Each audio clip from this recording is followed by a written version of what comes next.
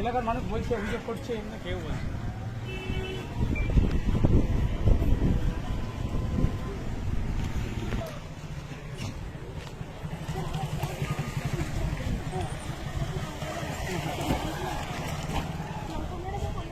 না না না, তুমি এখানে করো না।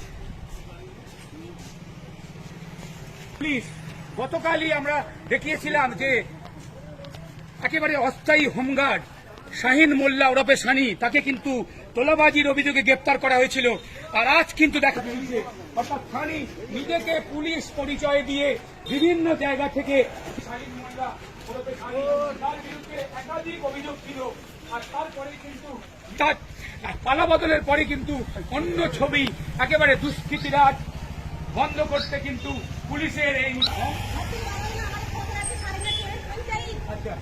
বিজেপিরা তৃণমূলের সাথে বারণ করেছে টাকা খেয়ে।